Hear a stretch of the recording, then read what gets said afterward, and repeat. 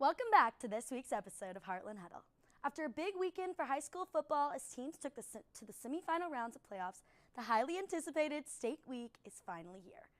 After a big season, spots at state have been secured. Today we are looking at 6A and 5A matchups from last weekend to see who has earned their spot. Game updates, top plays, and predictions coming up right now on Heartland Huddle.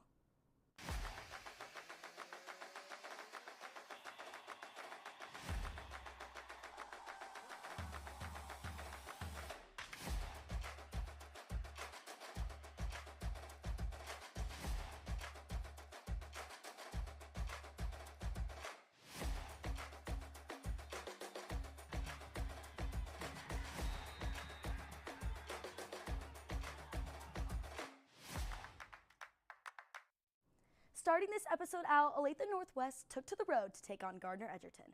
Gardner Edgerton has been seen in the state championship every year since 2021.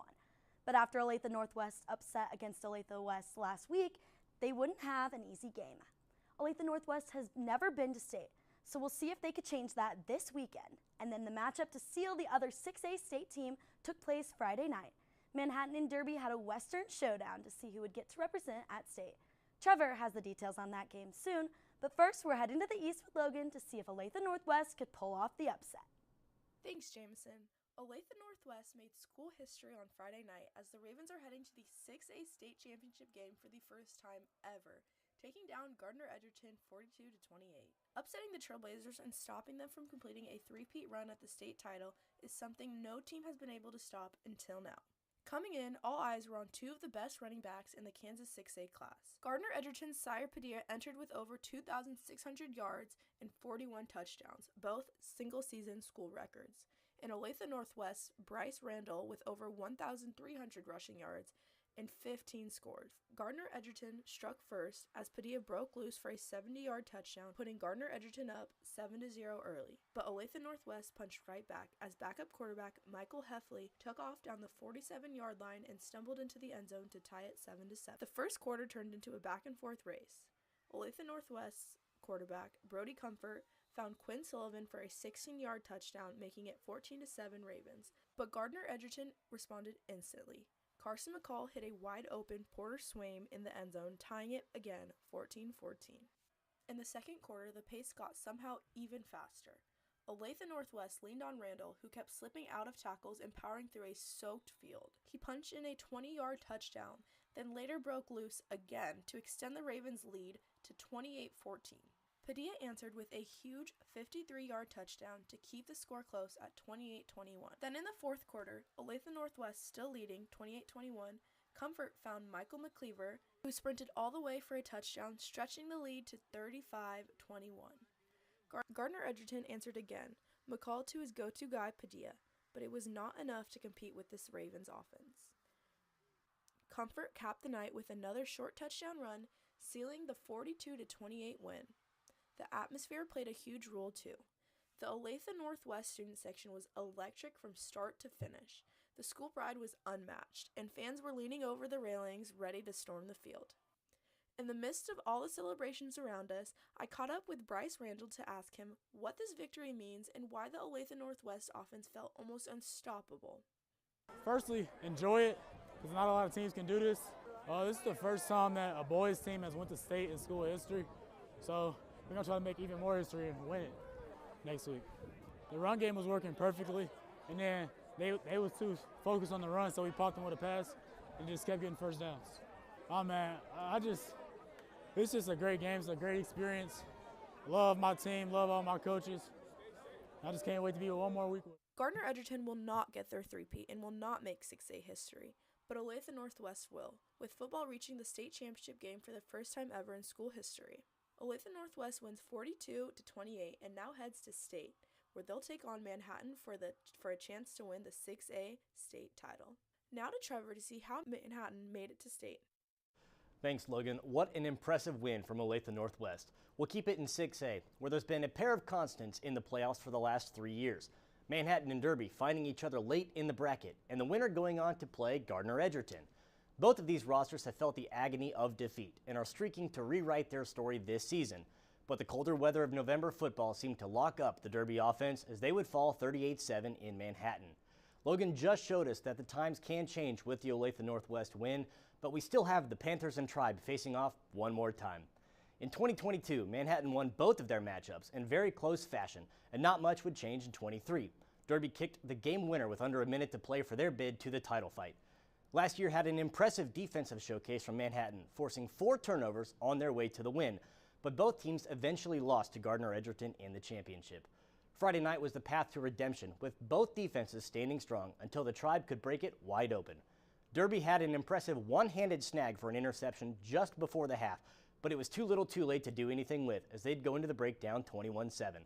Manhattan's first score of the night also came from defensive pressure, but theirs was on a silver platter as a miscue on a pitch in the end zone allowed for the fumble recovery touchdown for the Tribe.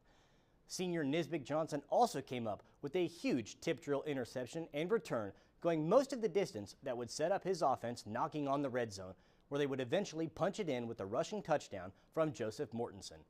Manhattan would put up just over 200 yards rushing on the night as they were in complete control of the tempo for virtually the entire game, cruising on to their big win 38-7. The Indians will travel to Emporia this weekend and prepare for the Ravens with a lot of momentum behind them, seeking their second state title in 4 years. We'll be bringing you the coverage of that game as well as the 5A matchups. But now let's go back to Jamison to show us what the next class of playoffs is looking like. Thanks, Trevor. That Manhattan team looks dangerous. Heading over to 5A now with a showdown between Basehor Linwood and St. James. Basehor came into this hot, looking for another win after an unbelievable, undefeated season. But St. James was hoping to change that after their big win these past couple weeks. We'll send it over to Xander and Landon to see if St. James was able to spoil that winning streak right now. Thanks, Jameson. We had an exciting matchup on Friday night as we saw St. James Academy take on Basehor Linwood with the trip to the state championship game on the line. St. James was looking for a return to glory as they haven't made a state title game since they went back-to-back in 2020 and 2021. But it was so much bigger than that for Basehor, who has never won or even made a state championship game in football. This game seemed to be a barn burner, with the flow of the first half being very slow, with little amounts of offense, but once the second half started, we saw an instant classic between these two teams that came down to the wire. In the end, Basehor Linwood Bobcats would pull away with a 28-20 victory over the Thunder. What a game we got to witness, Landon. It was an incredible come-from-behind victory for the Bobcats as they dismantled the Thunder in the second half. It felt like the entire town was there behind the home team, and it definitely fed into the electric atmosphere of the game. Well, early on, St. James seemed to be in full control as they came into the first half, carrying the momentum from their big win over Mill Valley last week.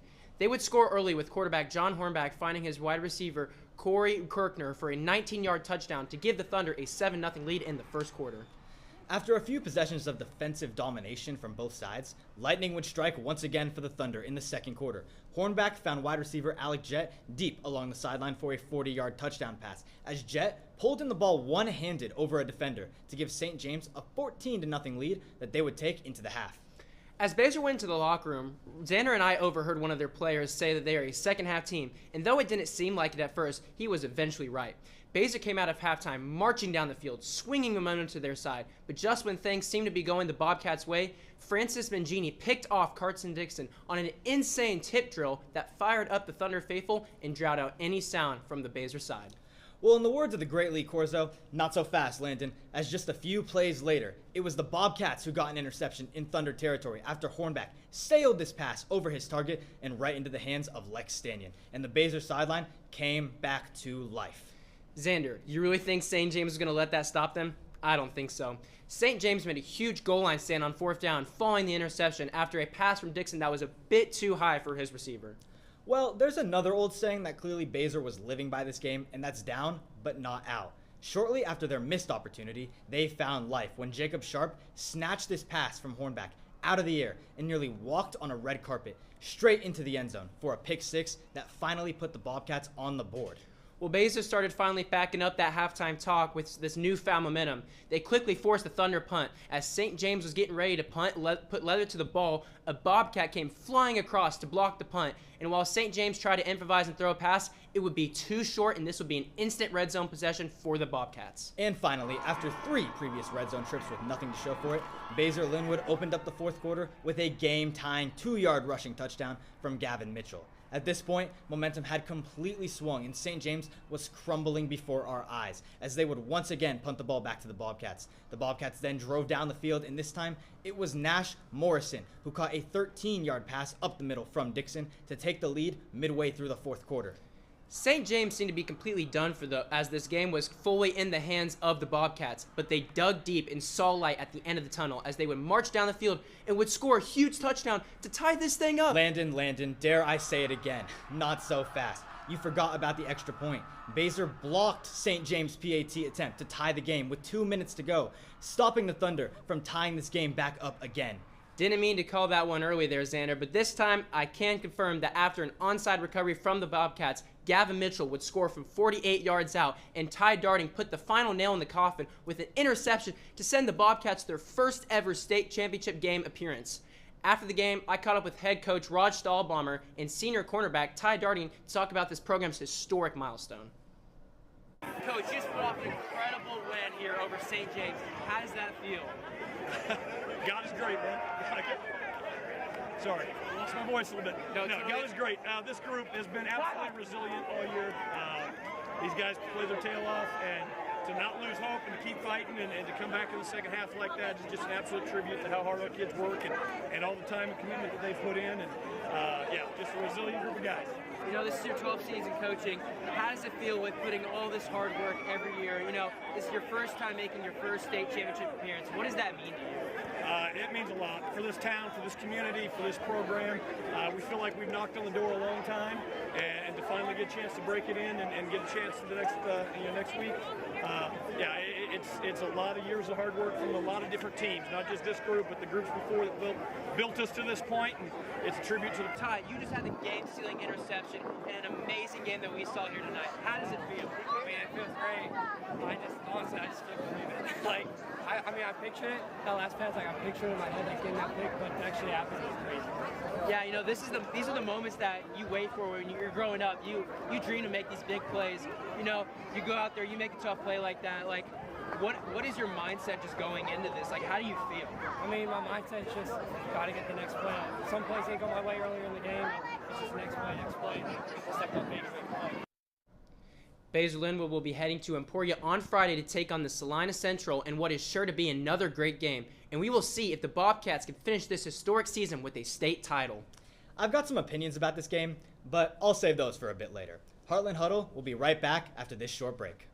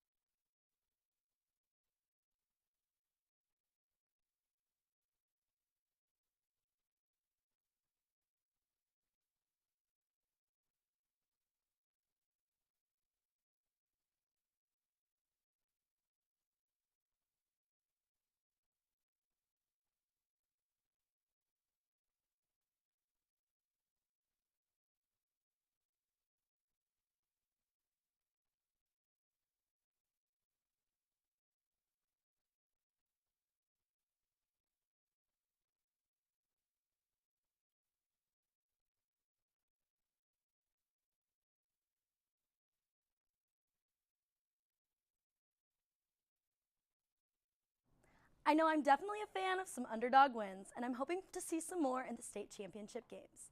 Coming up, Grady and Xander are back to give their state predictions on what team they think might take home the title this weekend.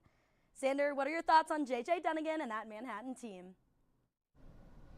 Yeah, Jameson, I absolutely love that Manhattan team with J.J. Dunnigan at the helm. It's hard to see them fading anytime soon. Welcome to the State Championship Roundtable. I'm Xander Loosfelt, joined by Grady Johnson, and we are here to break down every state championship matchup in the state of Kansas, from 6A all the way to 6-man. We'll start at the top, of course, with the 6A state final of 9-3 Olathe Northwest versus 10-2 Manhattan. Grady, who do you see taking this one home? We were so close to seeing Gardner Edgerton go for the three-peat, but that's not to discredit Olathe Northwest in the slightest. Coaches around the state say time and time again that teams need to be playing their best ball during the playoffs. That's what the Ravens have done, led by their Batman and Robin-esque duo of Brody Comfort and Bryce Randall. Unfortunately, Olathe Northwest needs to be perfect in the David role as it clashes with Goliath, but this time, the mighty won't fall. Manhattan's offense is uber-talented with the likes of Finn Watson, J.J. Dunnigan, and Kamario Davis, but it's the physical and swarming defense that has gotten this team back to the title game for the third time in 4 years and will be the reason another state title is delivered back to the Little Apple. Give me Manhattan, and by multiple scores. Wow, by multiple scores. I don't know if I agree with that, but I do agree that Manhattan is going to take this win. I mean, J.J. Dunnigan is an absolute stud. Manhattan's a great team. Dunnigan's going to do amazing things at Miami this year, but he's got one more game in high school, and I think Manhattan completes it and takes home the 6A state championship. Now on to the 5A matchup, where undefeated Baser Linwood, who we just took a look at, takes on 11-1 Salina Central. Xander, you just saw Baser play in Substate. Do you think they have what it takes to go all the way? Absolutely, Grady. Baser's an incredible team. I mean, they're undefeated for a reason. What they just did in that last game, coming behind in the second half and making that win possible, like, it took multiple interceptions, it took multiple big plays, it took everybody staying together, and it was an incredible show. Like, I really do think Baser is going to take this home.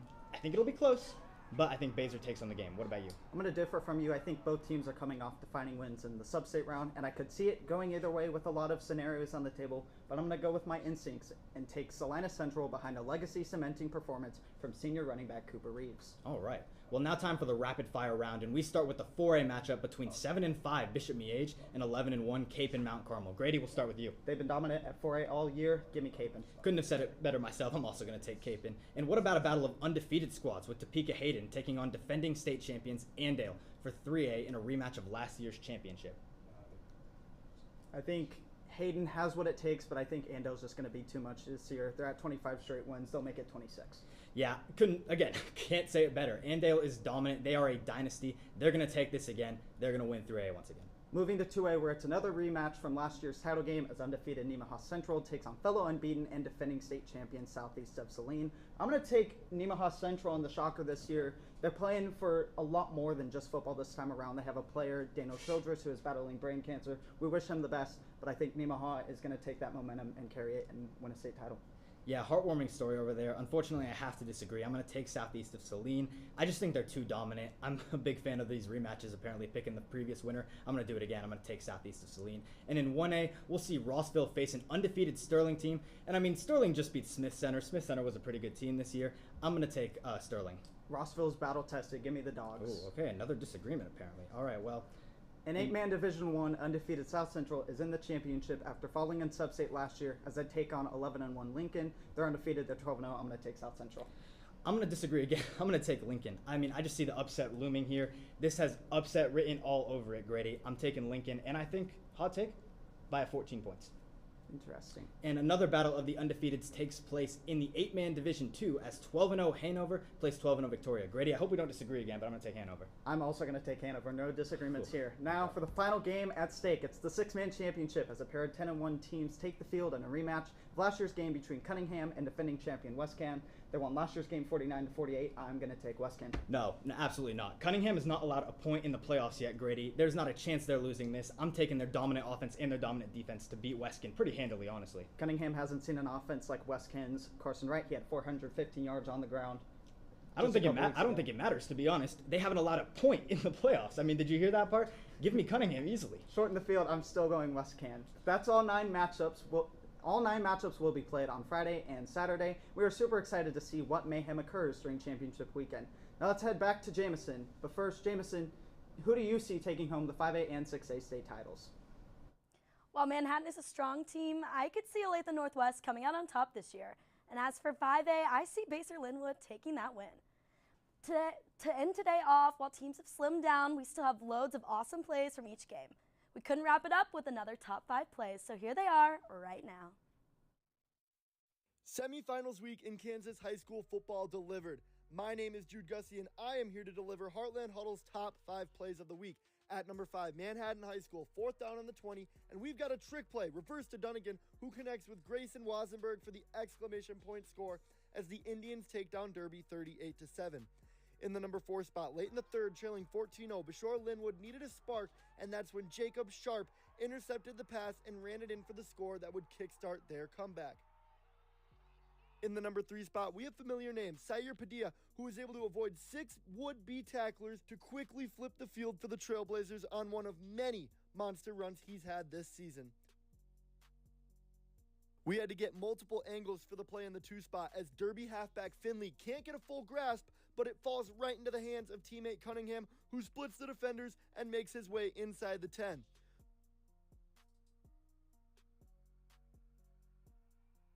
And finally, Heartland Huddle's top play of the week. We have St. James Academy's Alec Jett, who brings in the deep ball one-handed with the defender in tight coverage. It's a walk-in touchdown for the man after this incredible grab.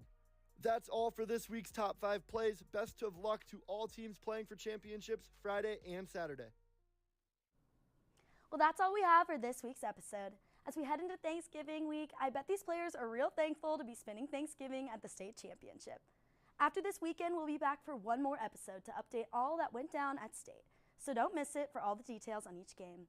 We're live at 6 p.m. on Mondays, and if you miss us, catch up back up on Media Crossroads.